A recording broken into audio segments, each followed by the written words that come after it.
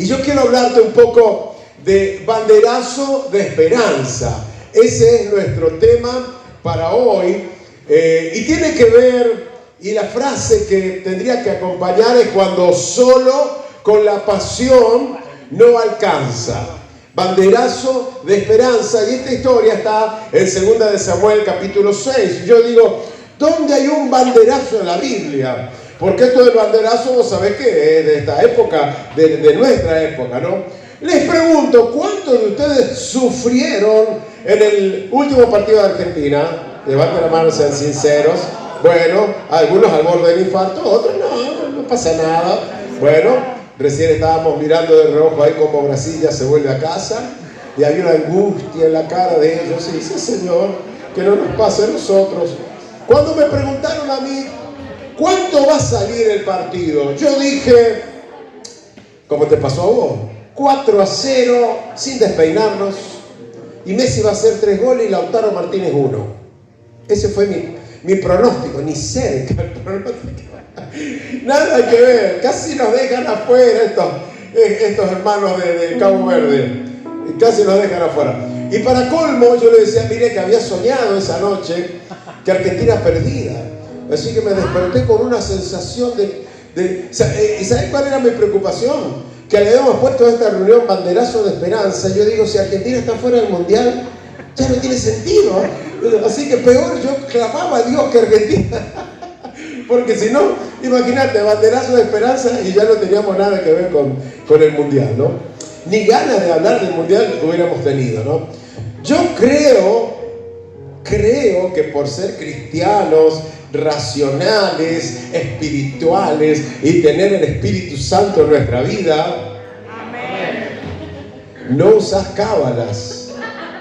Me imagino que eso de las cábalas, que tenemos que sentarnos en el mismo lugar que nos sentamos en el partido anterior, que nos tenemos que pintar la cara como nos pintamos, que hay que comer unos caramelos como hace De Paul y Paredes antes del partido, rodearme de la misma gente.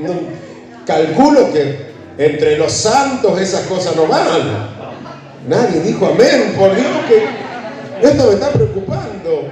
Bueno, en casa era Fernando, Micaela, Mauro, Miriam, Flavia se añadió al grupo, Yanel y yo. Ahí estábamos todos confiados, contentos. Dijimos, vamos a tomar unos mates porque era temprano. ¿Qué vamos a estar cenando tan temprano? Aparte, no vamos a ir a un alargue con esta gente. Y la primera vez que juegan un mundial, estos que pueden pretender. Aparte, ellos mismos decían, es un honor jugar en contra del argentino. O sea que le estábamos haciendo un favor encima. La cuestión que los minutos iban pasando y a nosotros nos pasó igual que a vos.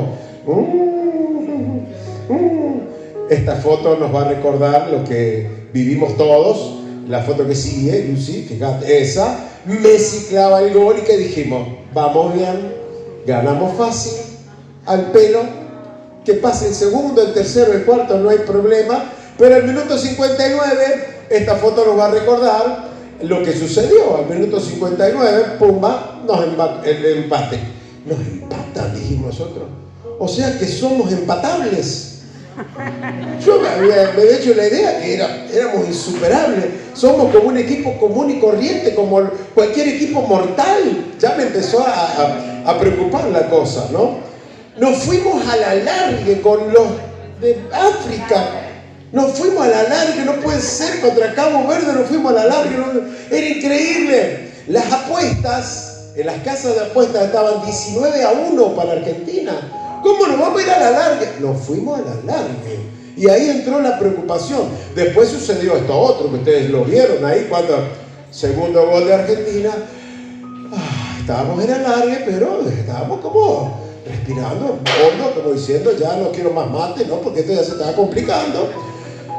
Este morochito agarra una pelota de la orilla, un chanfle que no la saca nadie. Hizo un dibujo raro y se clavó en el ángulo.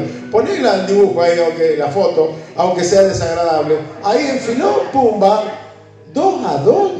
Ya nos empezó a correr un frío por la espalda a todos, porque dijimos, no solo que nos empataron, nos podrían haber ganado. ¿Cómo no van a, esta gente no? Y en ese instante, en ese mismo instante del 2-2, mi esposa, que no sabe nada de fútbol, pega un salto del sillón y dice: mi colchita, que yo la traje, pasando la colchita. Porque dice ella, en el otro partido yo tenía la colchita y en este no la tengo. Se envolvió en la colchita delante del televisor y ahí estaba. Ahora ya tenía la colchita. Por supuesto que nos matábamos de la risa todos, aunque estábamos angustiados, porque esta era la colchita del milagro. Toque la colchita. Mira cómo la viene a buscar, La atrás, era la colchita del milagro. La cuestión es que íbamos 2-2 y mi esposa con la colchita, y dije, pues bueno, ahora vamos a ganar. Y ahí estábamos. Flavia, cuando íbamos 2-2, decide irse. Porque ellos de fútbol, ¿viste? No pongas eso. ¿Qué haces poniendo eso? Sos loco, ¿cómo pones? Si no te he dicho que pongas eso. Flavia se va cuando íbamos 2-2 y resulta que Mauro, que estaba allí, me dice: me parece que la yeta fue la tía, dice. Porque esta en el otro partido no estaba. Se va Flavia y Argentina hace el 3-2. Entonces llegamos a la conclusión que una de esas, entonces nos acordamos, ahora sí poner la foto, nos acordamos del brujo. Entonces, ¿qué hice yo? Fui a buscar la foto del brujo que tiraba polvito, y puse la foto de mi cuñado, y yo dije: ¿y si junto las dos? A ver qué me va a hacer ahí, a ver.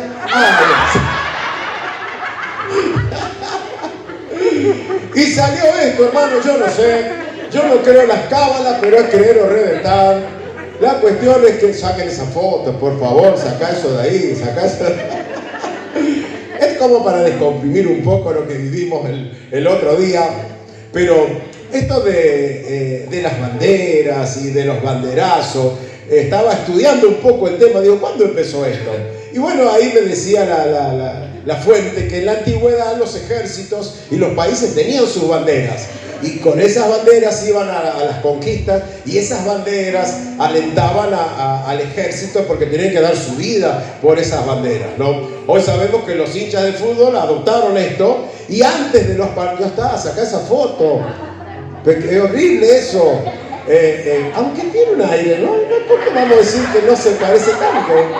Igual yo pedí autorización. ¿Puedo poner la foto? Me dijo: poner la foto. Listo. Y se adoptó ya. Los hinchas, antes de un gran partido, de un gran encuentro, hacen sus banderazos en las playas, si hay playa, en los hoteles, en el centro. Van y hacen banderazos para molestar a las otras selecciones, inclusive para que no duerman. Y bueno, hacen sus banderazos. ¿Por qué lo hacen los hinchas? Bueno, no es una obligación, lo hacen espontáneamente porque tienen la esperanza de alentar un poquito más a su equipo para que logre un plus, un extra, para que demostrar que hay gente detrás que los está alentando. Y yo quería hacerte una pregunta con este tema del banderazo de esperanza, ese que vos ves allí en pantalla. ¿Qué pasa cuando la pasión es enorme, pero el camino de esa pasión está equivocado? Esa es una buena pregunta, porque hay un banderazo en la Biblia y lo busqué, digo, tiene que haber un banderazo en la Biblia que no figure como banderazo, pero un evento así, donde está la hinchada, donde está animando allí algo, pero la pasión estaba, pero estaba de una manera equivocada, y esa puede ser la similitud nuestra también. Tener pasión por algo, pero de la manera incorrecta. ¿Puede alguien amar apasionadamente a Dios y sin embargo estar haciendo las cosas que Dios nunca pidió? Esas son preguntas que yo me hacía cuando analizaba este tema. La Biblia habla en 2 de Samuel que habían 30.000 hinchas de Dios, del pueblo de Israel. ¿Qué es lo que se celebraba o qué es lo que estaba pasando?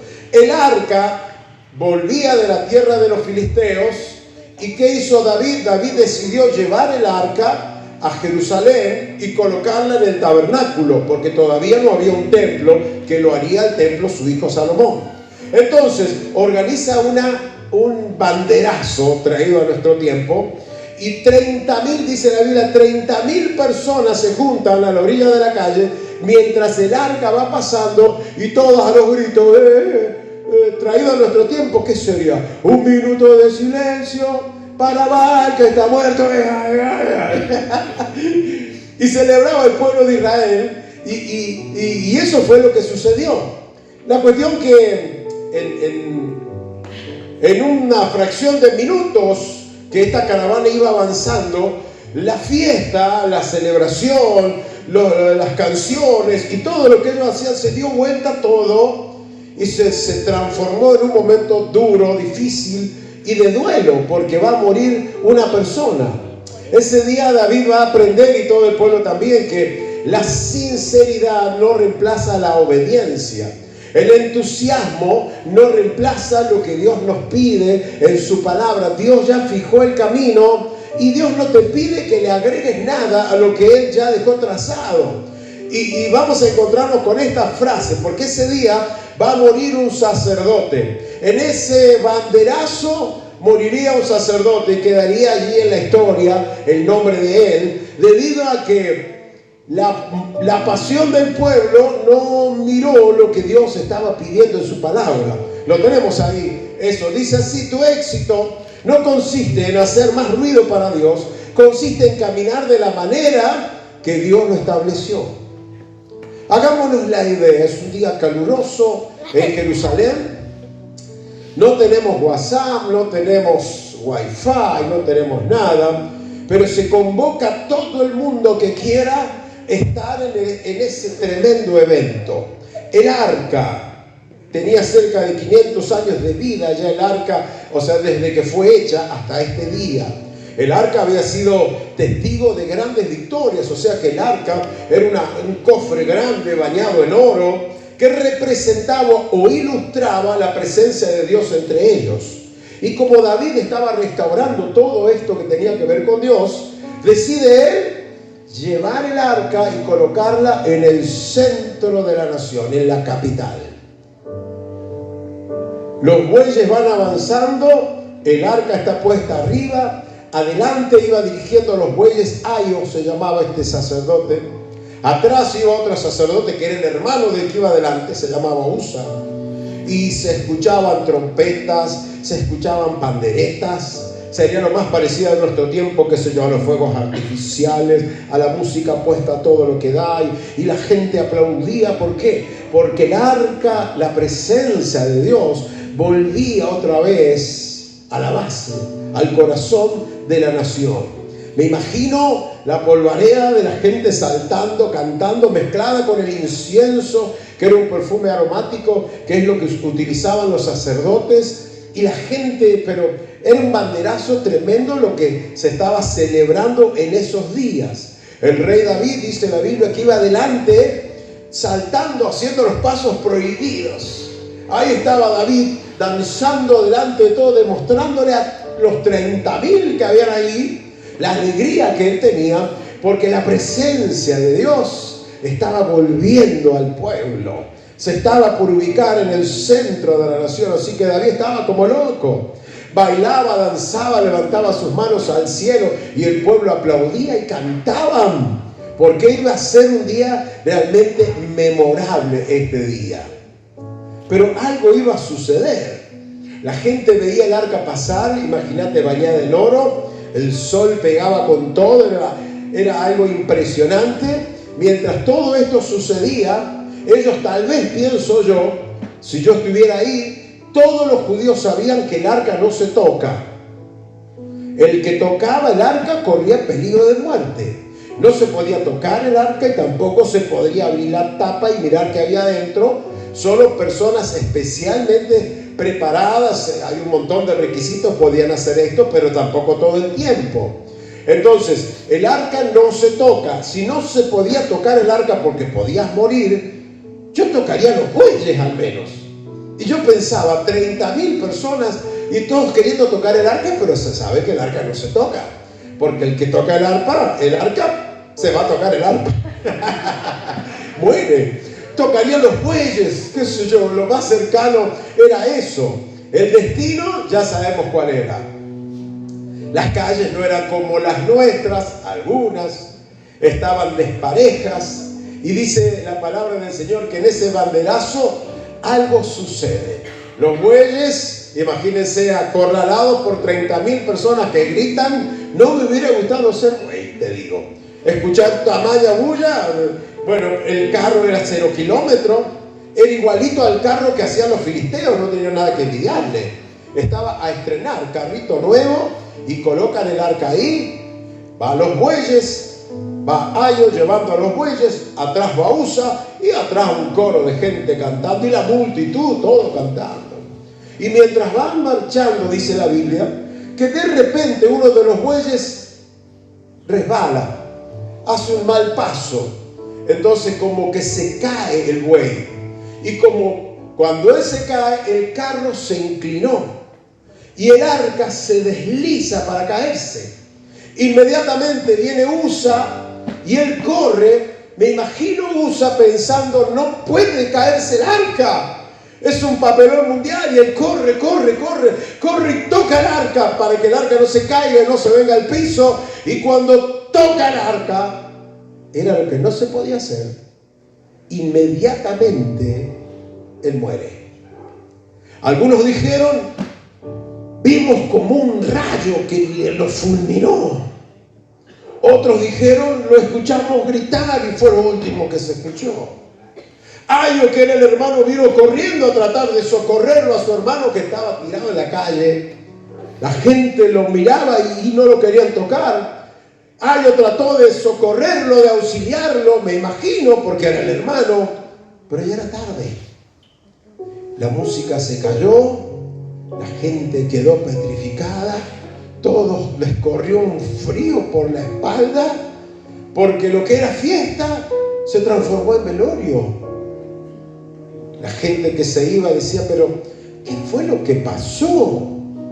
¿Por qué Dios se enojó con este hombre si al final de cuentas él quiso sostener el arca para que no cayera al piso? O sea, él estaba colaborando para que no fuera un mal mayor. ¿Por qué Dios tomó esa medida tan drástica? Otros dirían, se iban yendo porque ahí se acabó la fiesta, se terminó todo. David se quedó congelado, helado, todo, la música, todo, se cayó todo. La gente empezó a darse vuelta, a irse a la casa. Algunos decían, pobre Usa, tan joven, tenía tanto futuro, mirá de la manera que va a morir. Pobre tipo, qué tremendo que fue. David entendería ese día, y también el pueblo entendería esto que ustedes van a ver en este cartel, que la pasión jamás reemplaza la obediencia. La pasión jamás reemplaza la obediencia. O sea, no basta con querer honrar a Dios, había que hacerlo a la manera de Dios. ¿Por qué Dios tomó esta medida tan drástica? ¿Qué hicieron ellos de mal? ¿Qué puedo estar haciendo yo de mal? Yo estoy apasionado, pero estaré haciendo lo que Dios quiere. Bueno, veamos. Punto número 1. La emoción inspira, la obediencia sostiene. La emoción inspira, la obediencia sostiene. David tenía buenas intenciones. ¿Qué tenía de malo? Querer traer el arca y ponerla en el centro del pueblo y que todo el mundo viera que Dios estaba volviendo a la nación. Estaba buena la idea. No era una idea mala, pero estaba copiando el método de los filisteos. ¿Por qué? Porque los filisteos eran los que llevaban sus dioses en carros. Pero la ley del pueblo de Israel nunca habilitó eso. Ellos no podían llevar el arca de esa manera. El arca tenía argollas y por esas argollas se metían palos para no tocarla. Y tenían que cargarla los sacerdotes. 4 sacerdotes elegidos debían cargarla, llevar el peso de la presencia de Dios en sus vidas.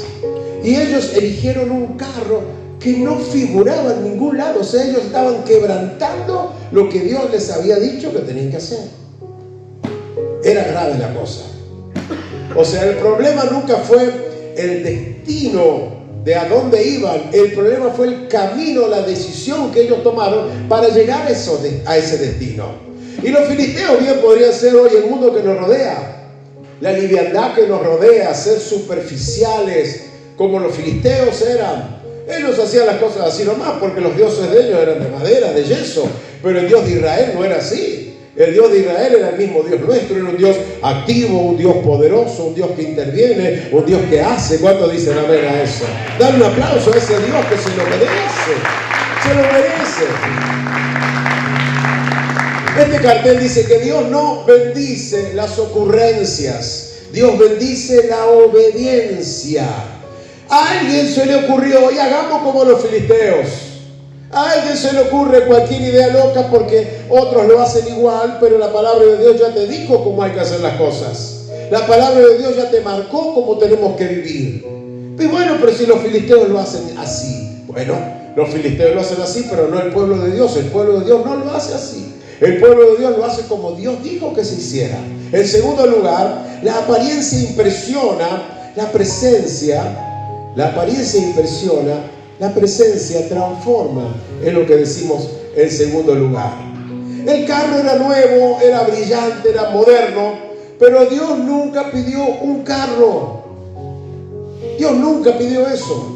Estaban haciendo algo que Dios no les había pedido. Lo que Dios les había dicho es: los levitas deben llevar el arca, sentir el peso del arca en sus hombros y llevarla así entre el pueblo. ¿Por qué? Porque el arca no fue diseñada para ser llevada en 4 ruedas o que fuera llevada por bueyes. El arca fue diseñada para ser llevada por el pueblo. La presencia de Dios ha sido diseñada para ser llevada en nuestros corazones. Dios quiere que llevemos la presencia, su presencia en nuestros corazones. Y para esto no hay sustituto, no hay otra cosa. Lo nuevo puede impresionar, dice este cartel, a la gente. Solo lo santo agrada a Dios. Y lo tercero, lo último, hermanos, la esperanza espera, la fe obedece. Cuando Usa cayó muerto, haya sido por un rayo o fulminado de alguna forma por haber tocado lo que no había que tocar, Dios no necesita que yo lo sostenga. Imagínate si Dios necesitara que yo lo sostenga. Sería como una imagen cualquiera. Que tenés que llevar la voz, limpiar la voz, sacarle las telarañas a vos, pasear la voz para eventos especiales, etc. No, Dios no es así. Entonces, Usa se le ocurrió pensar que él tenía que ayudarlo a Dios. Dios no necesita de nuestra ayuda. Si Dios necesita de mi ayuda, pobrecito de Dios.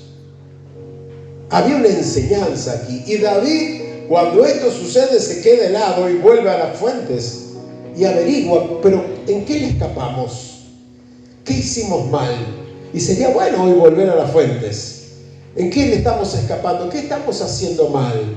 Dice la Biblia que cuando esto sucedió, todos quedaron helados y el arca era intocable, era tan sagrada como se dijo el primer día. Entonces nadie la quería. Y Obed-Edom dijo: sí, tráiganmela a casa. Traigan a casa el arca, no hay problema. Tráiganla para casa. Y la llevaron a la casa de Obed-Edom. Y dice la Biblia que en 3 meses Obed-Edom y toda su familia fueron recontrabendecidos. Vos que abrís tu casa para un grupo de crecimiento, estás metiendo el arca de Dios en tu casa en cada reunión. Estás metiendo la presencia de Dios, así que esperá, vas a ser recontrabendecido. Dice que Obed-Edom abrió su casa y en 3 meses llegó, era tan bendecido, todo lo que ellos hacían, tanto lo bendijo Dios, el arca estaba en su casa, que dice que llegó la noticia hasta el rey. Imagínate cómo decir que vos estás tan bendecido de una manera tan sobrenatural que el presidente de la nación, allá en la Casa Rosada, se entera de que vos estás siendo bendecido de una manera asombrosa. Entonces, el problema nunca fue el arca, y allí se dio cuenta David. El problema no era el arca, el problema era la manera que nosotros teníamos la presencia de Dios. Ese era el problema. El problema era que no estábamos haciendo las cosas como Dios quería que nosotros las hiciéramos. O sea, estábamos haciendo las cosas mal. David se dio cuenta que ¿qué hicieron con el carro? Chao carro, chao bueyes, se terminó. No, a partir de ahora vamos a hacer como Dios quiere que hagamos. ¿Qué decía la ley? ¿Cómo tenían que hacerlo?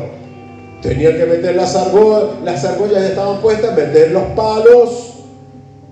sostener cada uno, 4 levitas, llevar el peso del arca en sus hombros, llevar la presencia de Dios en nuestro corazón. No tiene reemplazo, no tiene sustituto, no hay nada moderno que reemplace el sentir la presencia de Dios en tu corazón. David lo aprendió ese día, lo llevó a la práctica y a partir de allí hubo hombros, hubo sacrificios, hubo reverencia y hubo gloria.